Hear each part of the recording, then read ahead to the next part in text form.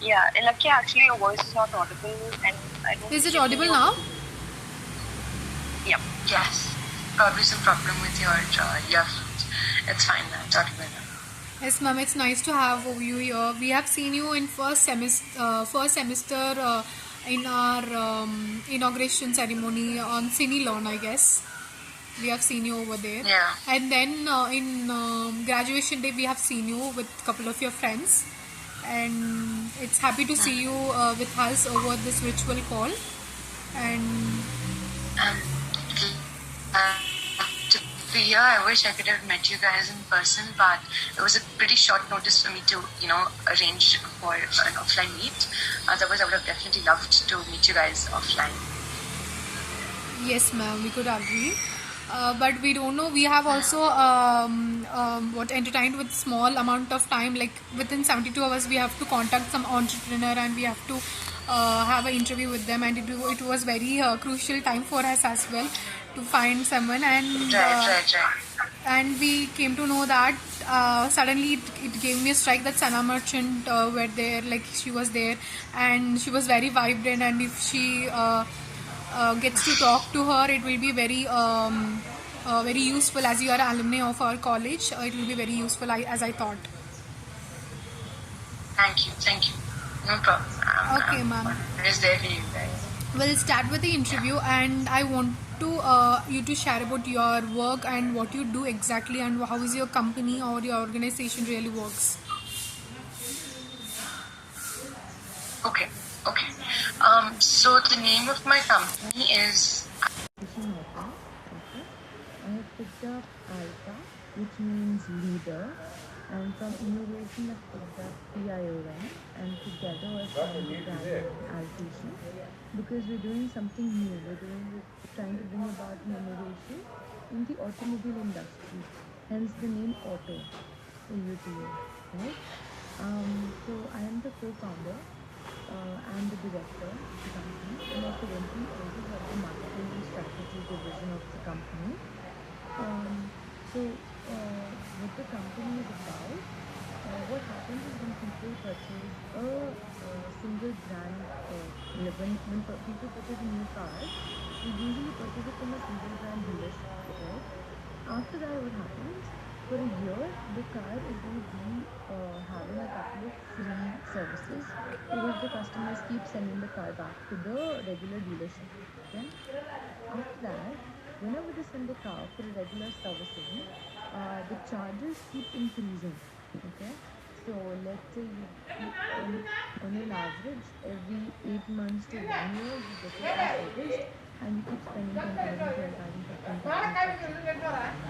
So we did a lot of research because my top management wants to work in okay, each of them has been working in the industry for 20 years, 25 years, 30 years. Okay, so they knew for a fact and after research that 65% of the customers do not want to go back to the dealerships because they start charging high. Okay, the only other option was these local garages near home where your price that you're paying will be less, but the quality is not really reliable. You don't know whether the parts that are being used are genuine, whether the people who are going to be working in your car are actually trained and skilled enough to work in your car or not. So that's the reason where we started Alphation Auto, which is not your single brand dealership because we don't charge as high as them. We're not even a local garage because our people are completely skilled and trained for multiple brands. So we are an alternative to regular dealerships and to local garages. So if you want to make a note, you can. It's based in Marathalli in Bangalore. We have a pickup and drop all over Bangalore. It's a 44,000 square feet area. So I can send you some pictures if you want to include. I don't know in what Yeah, format you sure, want to ma'am. submit your interview. But, but it's like we have service. Okay, we have mechanical repairs, electrical repairs. We have body shop. Let's say you have dents and scratches in your car. Insurance facility. I have a call center in house who will call up the customer and remind them when the service is due. right? And a car wash and detailing facility. So I have everything under one roof, and I cater to all mid-size as well as high-end brands. You have a Maruti, Honda, Toyota, or you have a BMW or a Mercedes. My people, it's mostly catered to all brands. So that's the difference that we're trying to create in the society, where we are kind of disrupting the existing infrastructure by bringing about this new concept. There is nobody else has built a small people building in Bangalore, because of which we have received a lot of recognition as well. I have won the Female Innovator of the Year award for 2022. Yes, ma'am. And it's not really common to find women in the Amma. automobile industry, so that's why I'm breaking this stereotype by running and leading an automobile business. Second thing is that Chevrolet, General Motors India, really like the facility, and they have collaborated with us. So we are now also the authorized service center in Bangalore for Chevrolet General Motors. And as of last month, Toyota has also collaborated with us for the multi-brand division we serve. So these two new collaborations are something that have happened very recently. Another exciting news is that on 13th of October next month, we officially complete 2 years celebration. But since it's a weekday, we are having a celebration on 15th of October. So if anyone, if you are available, would want to intern and learn about what are the things that are going to happen back end when we are having this celebration. We're having a lot of things planned already. So if you want to be a part of it and see how things work on ground, you can let your friends know. I'm more than happy to have some people from the batch experience this Yes. and learn from it, of course. And also for your entire batch's support, because it's a big day for me and for the company. It's happy to so much award, and it's been inspiring for us that as a women, as a single, as a co-founder, you have did so much for your company, and congrats on being recognized and authorized as a dealership that you have got for your company. And I want to know more about what you have done for your organization to bring up the best in your organization or your company. And we would like to join on October 15th, and if we have got a time to come and join with you. Okay, 1 second. We're being joined by. I'm really sorry, but we're being joined by someone else as well. Wants to somehow be a part of this call. Just give me 1 minute. Yes, sure, ma'am. I'll show you. You can show your stuff. But quickly, just put in. Hello. Okay, this is my son. Hi. Okay, this is How are you? over. Okay. Yes, how are you? You're so cute. Okay. And you're Now drawing go back. too. Yes. Oh, this is cute. Yeah. Are you cute? Shy. No. No. Okay. Not a baby. Okay. Okay. He says he's a kid and not a baby, and babies are apparently supposed to be cute. Yeah, we know that, ma'am.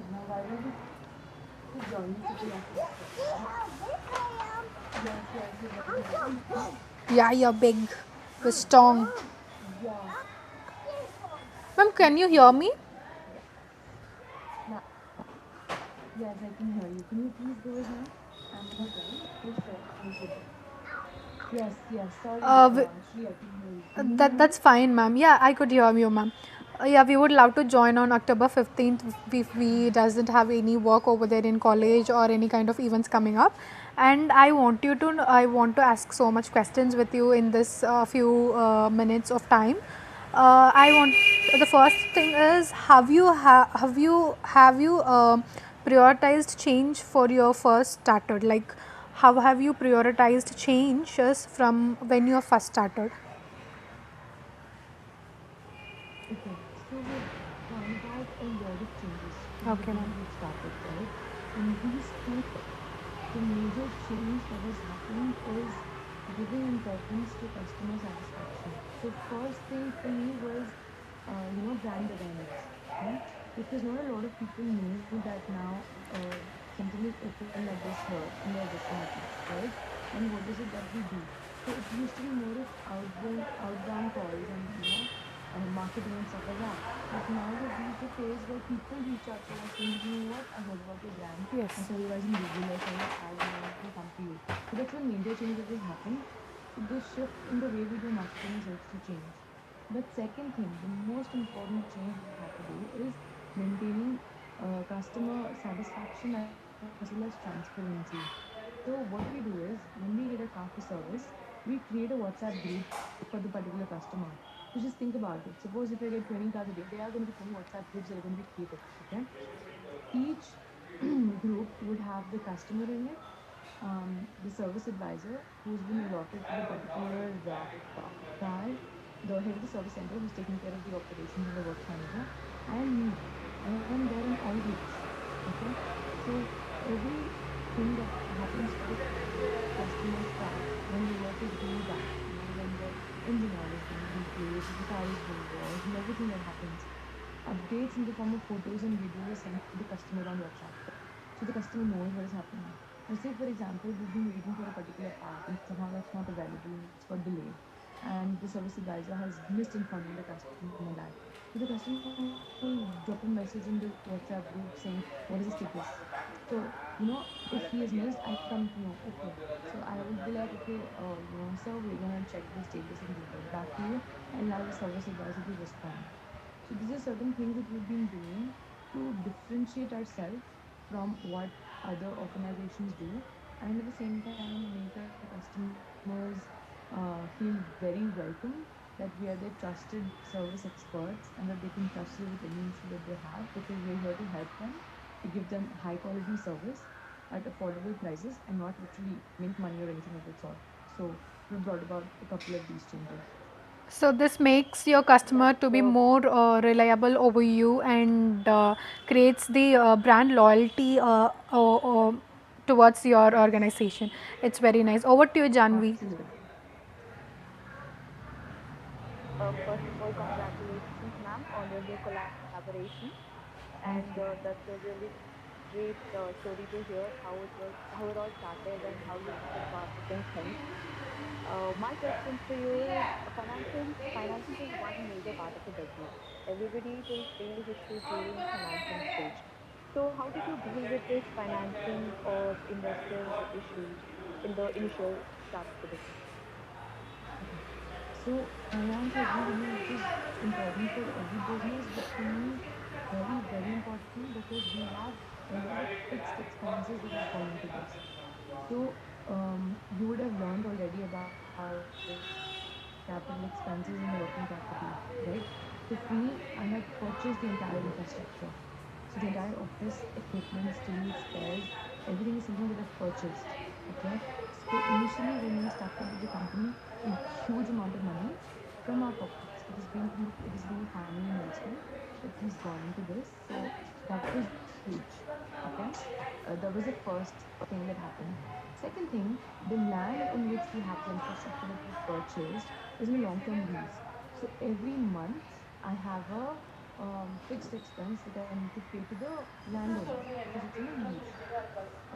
My third major expense is the salaries of my people, which is again pretty huge.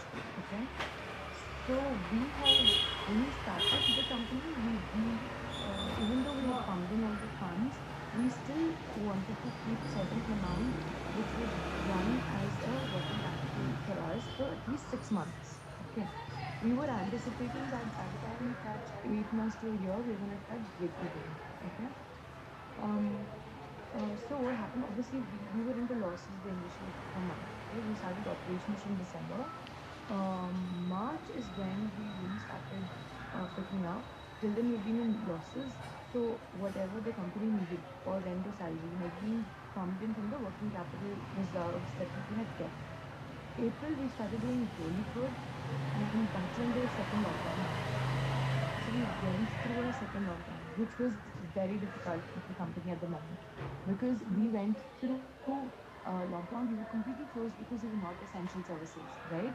But then I've still retained all of my employees and I've paid the salaries. So we had 73 employees at the moment, and we've paid that. Um, After that, my working capital was also completely depleted. Okay, so it was a struggle for me, wherein for at least 2 to 3 months, I had to, whatever we would earn, I had to ensure that we are paying that.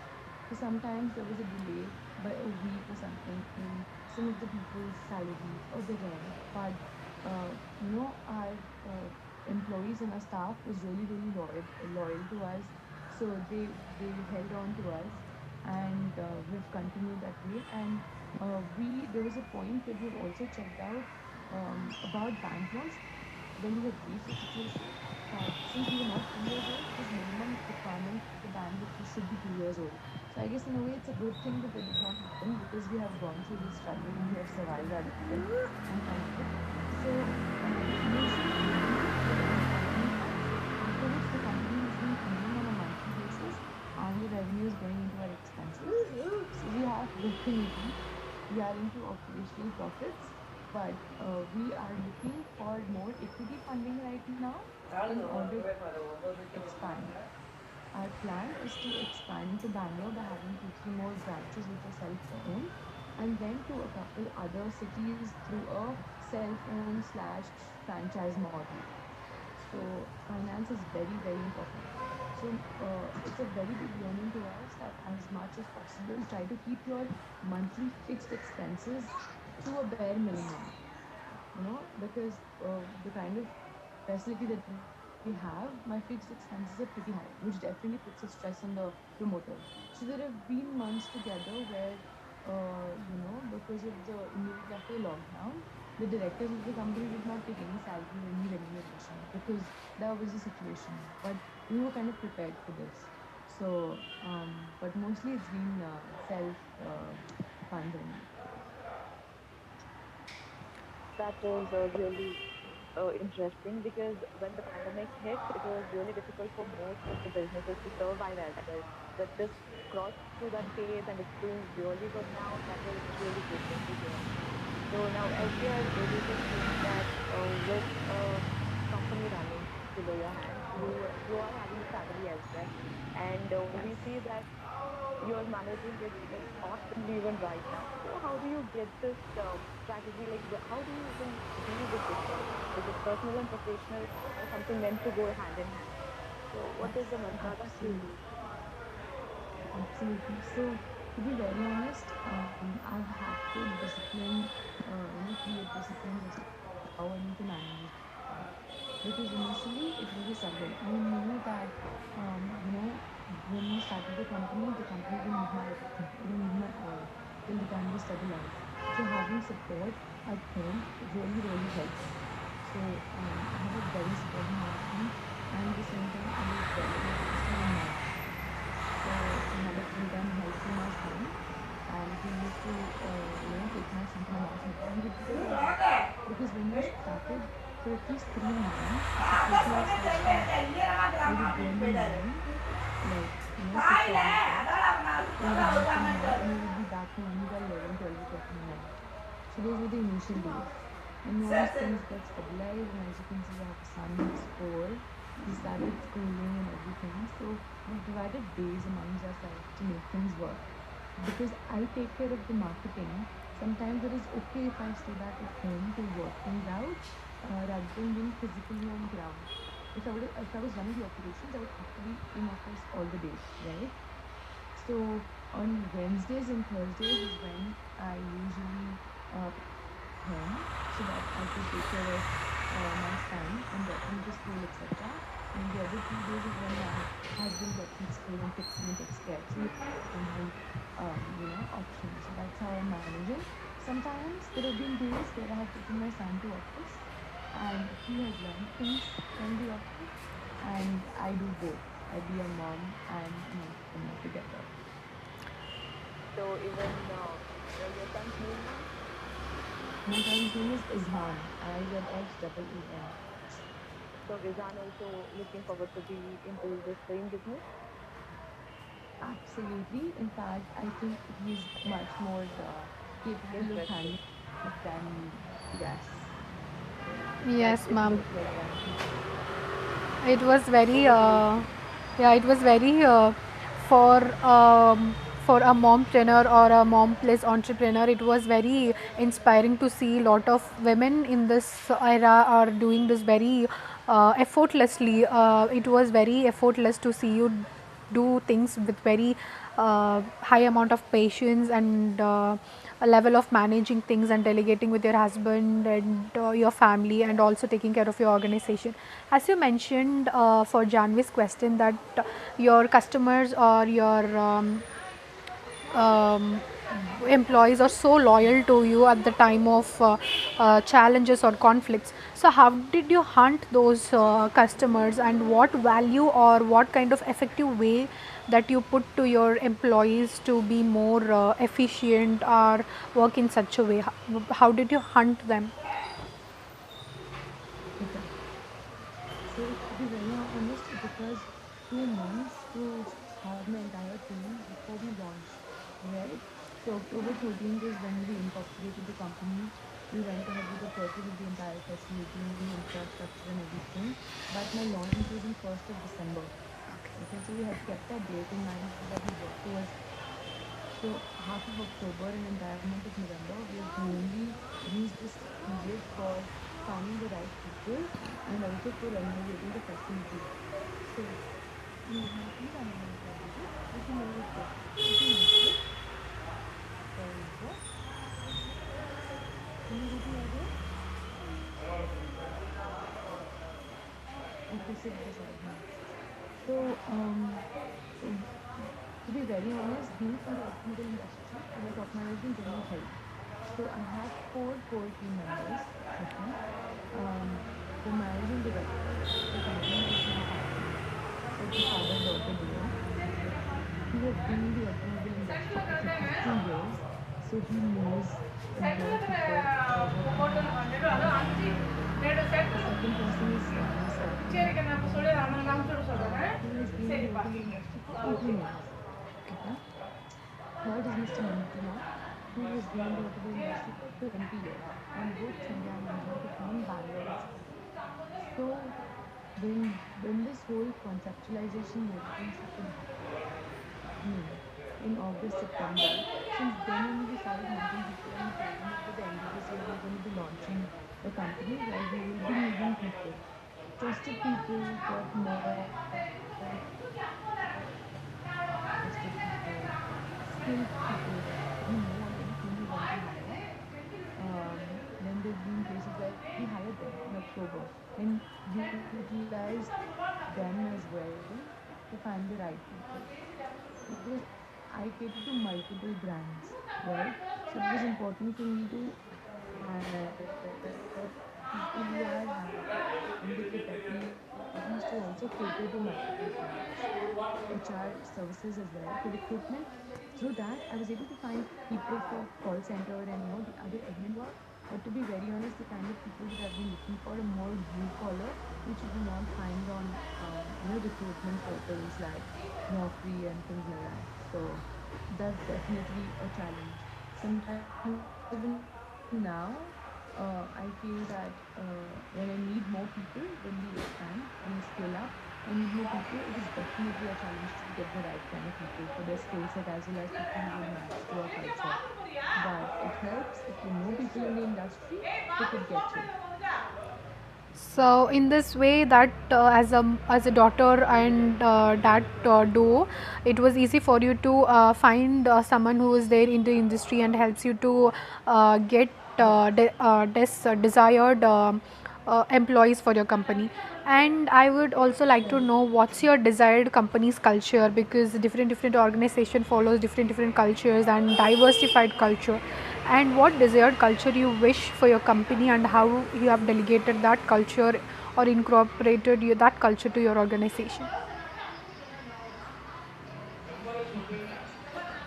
So the culture that we wanted was that we are honest and transparent with our customers. Okay. So, for example, what happens is in most of the dealership, like say for ourselves, our customers have also told us this, right? That when they enter the dealership, they think, oh my god, I'm going through some problem. I have no idea how much they're going to charge me. Okay, what is the kind of bill that's going to come, right? But when they come to us, they feel that they can trust us with their issue. Sometimes they get a call from a customer, actually this sum is coming, can you just like drop in, like can you guys have a look? They know that I do not charge them unnecessarily. Same thing has passed down to my service advisors and my technicians as well. There have been times where if it was a 5-10 minute job, we have done that. We've not charged people because we're in the phase of making customers right now and not making money. So the same thing, same culture, same principles are being used even by my staff right now. So, for example, there was a Mercedes that came, and there was a highlight mark which comes when you apply brakes, right? So this was not working for the customer, and he came to us and he said he went to Mercedes. They're saying that they charge replacing the light, only the light. The cost is 52,000, but I don't want to pay so much. Can you guys just have a look? So my staff, removed that. They checked it out, and they saw that there was a diode inside which was not functioning. So we sent that diode and one of my person to JC Road. They searched for that. They found a similar one for 100 rupees. Okay, going coming charges, fixing charges, diagnosing charges, and it started working. And we charged the customer 1,000 rupees. Please think for yourself the difference between 53,000 and 1,000. Do you think this customer will come back to us again? Obviously, yes, the consistent will improve. Right? So the culture that we're trying to build is repair whenever possible instead of replacement. Just because we have the part and just because it's going to be easy, do not promote replacement. Rather, if it takes time, let that customer, and we explain that, sir, this diagnosing is going to take me time, but it's also going to save you your money. And give the good quality work to the customer and do not overcharge, and the customer is going to be happy and going to come back to us. So my entire staff right now thinks, can I repair this? Is it repairable? If repair is possible, let us do that instead of going for full replacement and increasing the bill amount to the customer. So if you see my reviews, we had another collaboration because of which my reviews started falling down right now. It's because of home mechanic.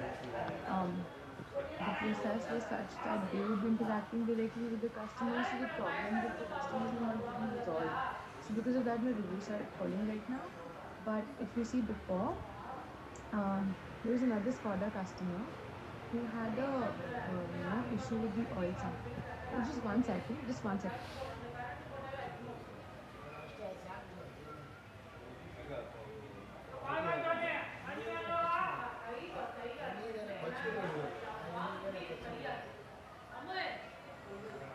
Ah,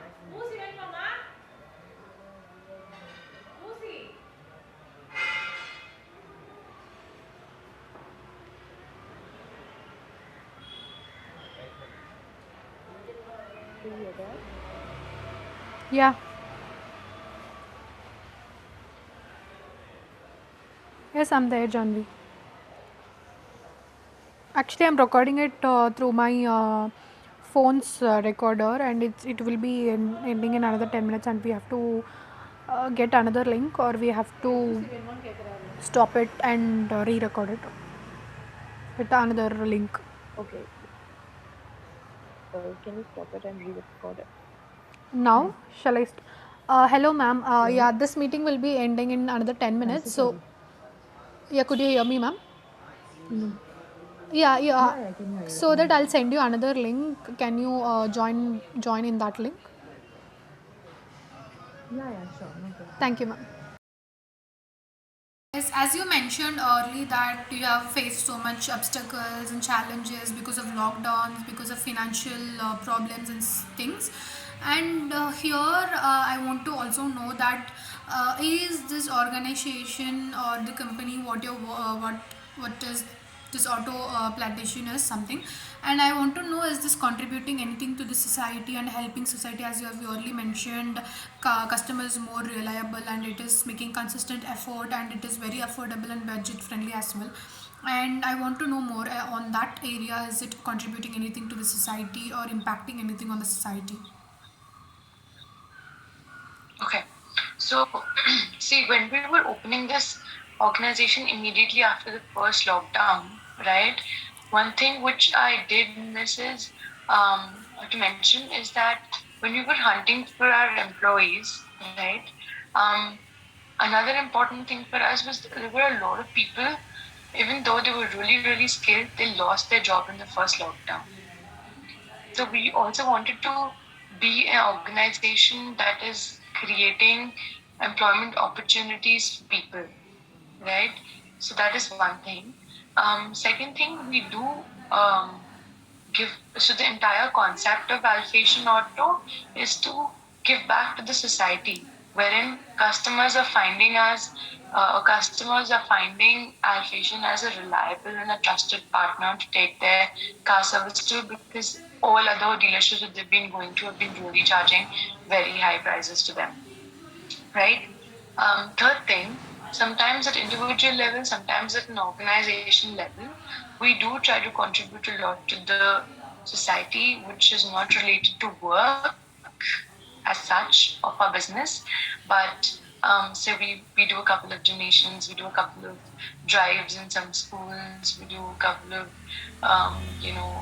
let's say there's some of our employees themselves who's within their families, they know somebody, the kid needs to go through a heart surgery and the parents cannot afford that, so we kind of contribute to that. So in multiple ways that way. So we don't have a separate CSR wing as such currently because we're yet to grow to that level.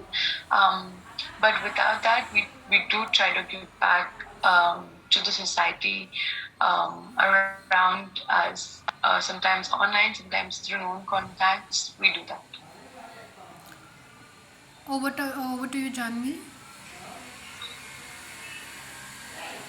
Janvi, are you there? Yes, ma'am. So that was, yes, I'm here. Am I audible? Yeah, Yes, yeah, you I are. can hear you, Jan. Yeah. So, ma'am, the way other people have some threats in their life and you also go and help them, the same way the company also might be getting some threats. And there are times when you will have to deal with it. And now also there might be some blind spot in the company that you might be missing and you know that. So can you tell us how do you deal with these threats or opportunities that you get? And how do you cover these blind spots in the company? Okay. So there's definitely some kind of, I would say, blind spots or drawbacks, right? One is that since we are in a startup culture, and most of the people that I've had have been working with dealerships. So one of the drawback is to think and act like you're in a startup, right? That does not come to everybody. So that is one drawback. Second thing is sometimes even when we tell the employees that an update needs to be given to the customer as per the commitment, only delivery needs to happen. Sometimes they do miss that because they might not understand how important it is for us and what kind of culture or practice we're trying to create, but sometimes it misses. That is another thing. And the third thing is because we're a startup, a lot of our top management's time also starts to get involved into operations. So even though I do not take care of day-to-day operations, I am also involved with a lot of operations, because of which I feel that we are not able to have a proper tracking system in the company at the moment as to on a daily basis how many how much have we earned in terms of labor, in terms of parts, in terms of any kind of expenses. So a daily tracking of all of this would is not possible, because even if we hire somebody for that, what happens is, because the operational responsibilities are so much that the person gets involved with everything. So that is one thing. That is something that we have to deal with right now. Those are the few things that I can think of right now. Okay, ma'am. Okay, Is I there? think you will come up with an idea for that. I'm sorry for interrupting you. So yeah, It's the fine. threat can be overcome.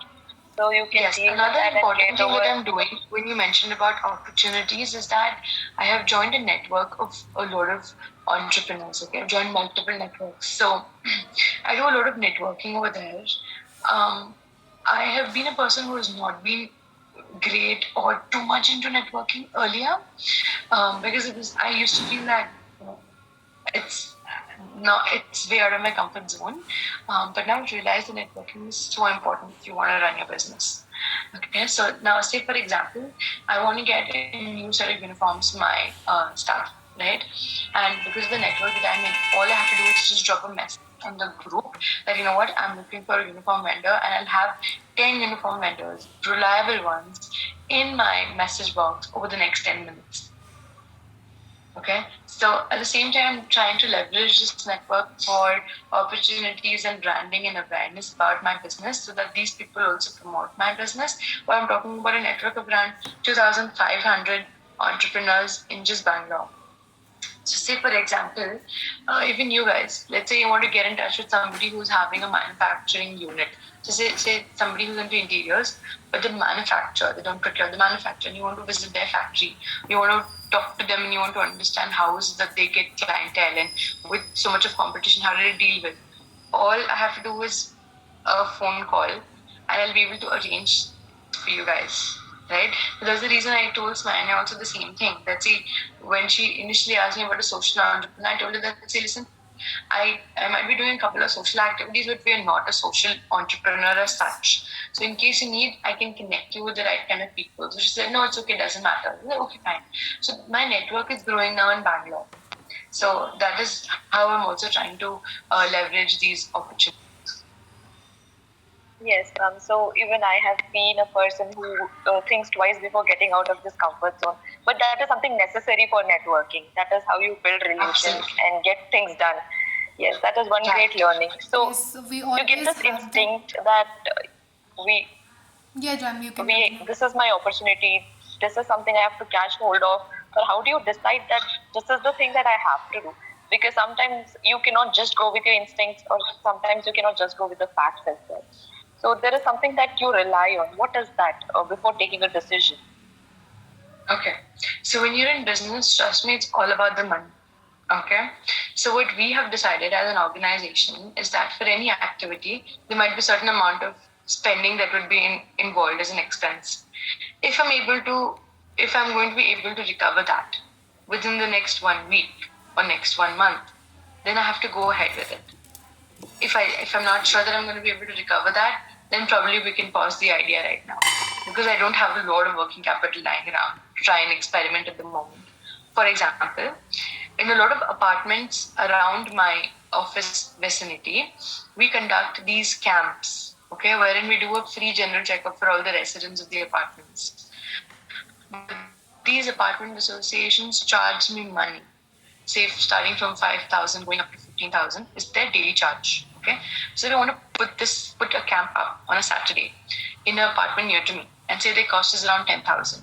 Okay, so I need to take my strong team to ensure that I convert at least 2 or 3 customers from there who are going to give me business within the same week, and that 10,000 that I have spent, I should be able to recover in whatever work we do for them in the next 1 week. Then it makes sense for me to have a camp over there. Get it? The same thing. These networking groups that I have joined, there is an annual fees for some of them. For some, the annual fees is 4-5,000. For some, the annual fees is 45,000.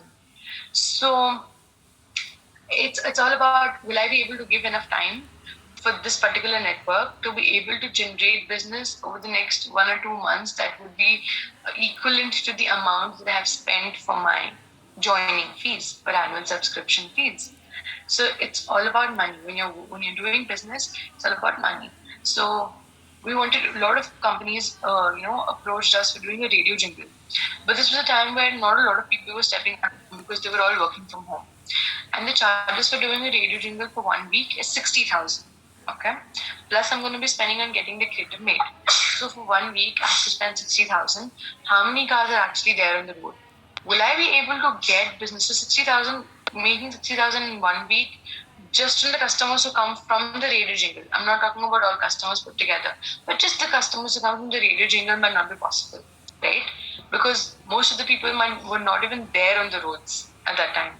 Plus now, with all the different kinds of cars, people prefer to listen to their own choice of music playing through Bluetooth and the cable in the cars. So whether they are actually listening to radio or not, so that was a question for me. So I did not do that. Same thing with newspaper. Times of India said they're going to be charging me 2 lakh for a half page of an ad. Again, I had my doubts if it's worth my investment at the moment. So I did not go ahead with it. So how I make the decision, what I rely on is how much is I'm going to be spending and in how much time I'm going to be able to earn it back. If I do not have the clarity, I do not go ahead with that. So it is completely calculated risk that you take even before getting into it. That is a great answer. Over to you, Shri. Yeah, with this thing, I have clearly come to know that our networking is the biggest net worth we have ever got, because investing our time or investing our money with the right people, with the right amount of a set of groups, is always get us back to us or give us back to what we are investing in, and in the double times. And with this, Absolutely. yeah, with this, I also want to know, in your organization, what kind of training you provide for your employee to get very effective on their works or on their day-to-day jobs. Okay. So what we do is we used to have a regular training for our technical staff as well as our service advisors. Okay. When I say regular, I would say on a monthly basis. Okay. Now with our tie-up with General as well as Toyota, we send people to. Have you heard of the Toyota Kirloskar Motors in Birdi? No, ma'am, we didn't. TKN. Okay, you can check it out on Google. It's a huge facility by Toyota. Okay. So we send our employees over there for training. Okay, wherein their technical skills, theoretical, practical, everything is brushed up, revived. Anything new that has come, they get trained. So now with the electric cars coming up, I have started getting my people enrolled for trainings for being able to cater to all kinds of electric and hybrid cars as well. Right. So we have in-house trainings, we have online trainings. So in in-house trainings, the trainers are coming to a service center because we have a training room. On the first floor of my office, we have a training room which is having a seating capacity of around 30 people. It's a classroom setup sort of with projector, whiteboard, and all of that. So in my in-house trainings, trainers from different brands come for training my people. Then in my online trainings, it's usually on Zoom. They could be in any city. And third is these offline trainings where my people go to the trainer's facility or the company and then they get training from there. So whom all I train, my technicians, my body repair people, my service advisors, my call center people. Sometimes even as we as management attend some of these trainings to see how things are going. So that's how we keep updating. As you mentioned about electric cars and electric car trainings, do we have in our organization, do we have things for electric car like repair and get service, products and service? Okay, that would be great, because we don't see a lot of service centers. Electric service center are fueling up centers, like for charging up their electric cars. We don't really see that, and it's very very new, or very happy to see that you are providing a service for electric cars, and not so many of the car centers or products and service center who are doing car service, they don't usually take it up, because it involves a lot of technologies and a lot of technical things which might not people know and aware of, and it is very new, and I hope that will help you to grow a little more, and obviously your growth is very good, and I hope it will go to the best, because future is depends on what we see right now is all the things we future depend on, full of electric cars and electric vehicles and things, and it will be a greatest impact and a transition for automobile industry. Janvi? Yeah, thank you. Yes, yes. Yes, ma'am. So one last question. Knowing what you know now, would you have changed the things you if you could have initially, like the knowledge that you have now? This is after the experience of these many years. So some experience that you have today, and you wish you could have used it prior, even before you had it. Any situation like that? Definitely. Okay. So there are like top 2 or 3 things which I would have definitely changed. Um, so, for example, first thing that I would have had is I would have hired 2 more people, uh, core who are running into who have the experience of running a multi-brand. Okay. So when I started, like I said, most of my people have worked in dealerships, right? I had very few people, but not at the middle level or top level, who had worked with multi-brand. Okay. And trust me, a multi-brand situation is completely different from a single brand. So first thing is, I would have definitely wanted somebody who has worked in multi-brand to have run the workshop. Okay. That's one thing. Second thing is that we started the company with a working capital reserve for 6 months, but I would have started with a reserve of 1 year. Had I anticipated the kind of running expenses that happen on a day-to-day basis, I would have started with a 1 year reserve. Okay, that's the second thing. Third thing is that we would have initial. I would not say I would have changed it, but what we have done is we've done a trial and run for different kinds of marketing methods, right? Like we've tried newspaper inserts, we've tried brochures distribution, we've tried a lot of things, right? But had I and after the trial and error, now I know what works for me. Google Ads works more for me. Instagram does not work well for me. So I know what works for me now. But right now, the budget that gets allocated for my marketing is very less. But initially, when we started, because we had the reserve, I should have gone big on marketing earlier. When I was doing experimenting, I was spending very less on different methods to see what works, what doesn't work. But I would have taken that chance and spent more on marketing earlier, so that from the very beginning itself, we would have had a higher level. So these are the 3 things that I would have brought changes to basis the experience that I've had over the last 2 years. When you said marketing, so every startup, they think that they have to go big on marketing if they have to evolve and all. But again, there is a financial crisis because it's a startup. So is there anything in your mind or any idea that like only this much of marketing is enough or this kind of marketing is more effective? Did you have any chance to recognize it? Yes, yes. So see, for example, even now, I feel that newspaper ads do not make sense to me at the moment as well. Okay. For example, now the marketing, I was doing a calculation last month, right? That shows that out of my revenues, just 2% is what is being allocated to marketing. Okay, but I feel there should be a minimum of 5% goes into your marketing expenses, because you will definitely get the return of that as well, right? At the same time, when I say initially I should have gone big, that's because of the brand awareness that I should have created. Because even now, sometimes some customers come to me and say, you know what, I didn't even know about your brand, I got to know through a friend. So I would have wanted everybody to know about it, right? I would have had probably more people in my marketing team. So currently, I'm the whole and soul of marketing. I take care of everything in marketing. So I would have started with a bigger team. From the very beginning, had a social media presence very strong, and from the very beginning, had certain, you know, things that would have been done more consistently. Because I started getting involved into operations myself, there was less focus on marketing. So I would have ensured that we don't do that. And at the same time, a lot of hyper-local marketing is what I want to concentrate on.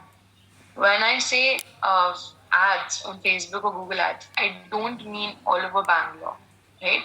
Because yes, I cater to all Bangalore, but if you were to give your car for servicing, would you rather prefer somebody within a 5 kilometer radius or somebody in a 10-15 kilometer radius. As long as you do not hear it near to us, you might still want nearby, right? So I even now want to concentrate on more hyperlocal, wherein I'm concentrating a 5 to 7 kilometer radius of the organization. So how much ever I need to spend to ensure that I am reaching out and I'm visible to people in 5 kilometer, that's something that I want to continue doing. Great, ma'am. So your experience is that when you start a business, you need to have hands-on so many things, and there are different marketing strategies for different kinds of business. You cannot use the same thing for every. Absolutely, absolutely. That is a great input to take from this interview, ma'am. Over to you, Shri. Yeah, with this, I have come to know how important target market is, and targeting your customers with the word called hyperlocal marketing. I come to know that finding your right target is the best thing for any kind of marketing strategy you adopted. And as you said, newspaper advertising or marketing, online marketing like Instagram, Facebook ads, this doesn't work me much. But finding my hyperlocal marketing and doing strategies for making that very clear worked for me. And you have very calculatedly worked through your strategic team or marketing team and found out what fits you best. And it was a great learning opportunity for me, as especially for me and Janvi, to have you and to share so much with you. I have especially learned so much thing like hyperlocal marketing and finding the best target markets, and about up in future trends, electric cars will be more available, and you have already set up your company for that, to have a hands-on experience on that. And it was very inspiring for me as a mom, and as well as entrepreneur who have got a award in 2021, I guess I am right, it's 21, yeah. Yes. And Yes. Got recognized by Toyota and other companies to collab with you and work with you wantedly. And it was a great a thing for a startup to have so much of people or a brand that comes themselves to work with you. I see your success as magnificent, and we like to work forward with you and connect with you more.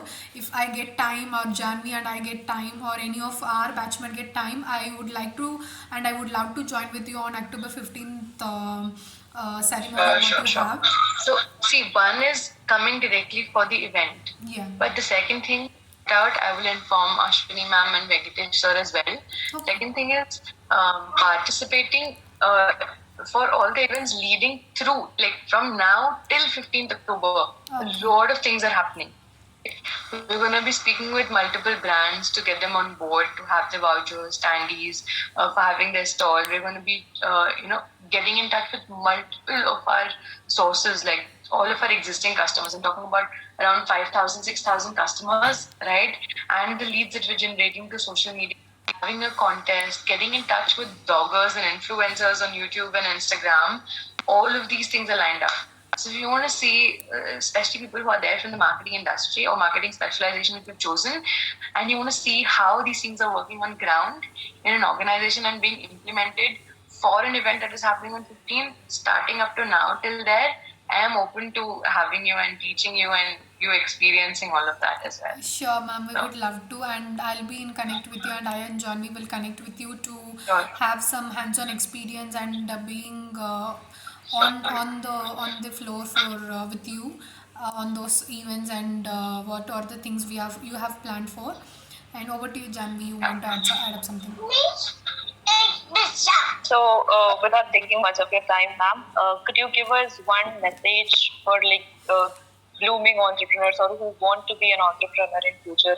One message to women entrepreneurs as well. Sure. So, to be very honest, when people say that, startups are increasing and all of that stuff, I'll tell you, because I'm running a startup, I'll tell you very honestly, running a business is not everybody's cup of tea. It is not. Some people thrive and enjoy freelancing, do that. Some people really, really love having a lot of processes around them, like having a 9 to 5 job where you have all processes and everything is set in your Saturday, Sundays, you're getting off to be with family, do that. Some people are very, very passionate about having your business and doing things on your own along with your work or just business, do that. So it is very important that you understand what is that you like, what is what is it that makes you happy, where is it that you thrive. Just because everybody else is having a business, it's not a trend, right? See whether you are actually made for that. For example, I've always worked with startups. And my main reason for working with startups is because ultimately I wanted to have my own business. So I wanted that kind of exposure, the kind of challenges that startups face. But on the other hand, there have been my friends who've been my batchmates in MBA, knew very clearly that this is not something that I want to do. Startup culture, no. I always want to be with an established brand and grow up the ladder and have a designation that I'm happy with. Work initially, struggle, and literally, work your ass off for the 5-6 years, but you ultimately reach a point where you have people, an entire team working under you. So just see what is it that you want to work. Whether you want to work in a proper 9 to 5 job, you want to be a freelancer, you want to have your own business. So first, be very clear on this, because once you're in it, you are like, right? You cannot come out of it. But specifically speaking for entrepreneurs and women entrepreneurs, it's obviously way more difficult for women entrepreneurs than men. So let's accept it that it is going to be difficult. However support you get from your family, we do have feelings where you feel either you're missing out on certain aspects of motherhood or you're missing out on certain aspects of your work. But do not feel guilty for the decisions that you have made, right? If I can break a stereotype, if I, not being from the automobile industry, can run an automobile company, you can do whatever you want. There's literally nothing stopping you. But ensure that you have enough back-end support to help you with other stuff so that you can concentrate on your work, right? So if I'm at work and my son does a video call to me, saying that he misses me, obviously I'm going to miss him. But I'm also going to be assured that he's being taken care of because of the support that I have. I don't have to stress or worry about it and not be able to focus on my work. So when you're working, focus on that, right? Have a clear plan. It is very important that you write down your plan. Have your tribe supporting you. Have a mentor. Speak with other entrepreneurs. That is really going to help you grow forward, right? If you are, before starting a business, please ensure that you're doing a proper research that whether you're getting into a red ocean or a blue ocean, what kind of competition you're going to face. Just because you feel that the idea is going to work, see, not all movies are a blockbuster, right? But people who have created all the movies have made it thinking that it's going to be a hit, right? So businesses do fail because they have certain challenges as well. So rather have your critics know your idea, understand it, and see if it's really going to work. If it's going to work, make sense for you to put all of yourself into it. But my message is, please do not hesitate. We are as capable as men from different industries to run a business, right? I know some very, very famous and capable and successful women entrepreneurs myself. So do not hesitate. Enjoy this as well as your personal life. It is possible to do it all.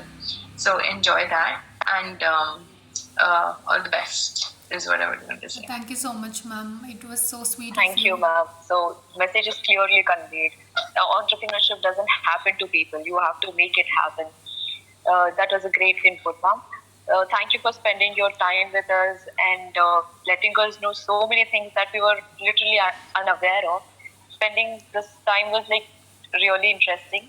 We didn't even get to know the time that was going out. It was like Time just passed. Thank you so much for your time, ma'am, for your presence, and we would like to see you not just on screen, even directly, so that we can connect more efficiently. Absolutely. Yeah, it was very Absolutely. sweet of you. So Janvi and Shri, I had a couple of photos that I could send you guys that you could use. But whom do I send it to? I don't have your number. Should I send it to Note down my Maina or number, mine? ma'am, Or so that you can send it to me, because Okay, ma'am. One thing we can do is we have your number. We'll ping you, and you can directly send it to us. Yes. Yes.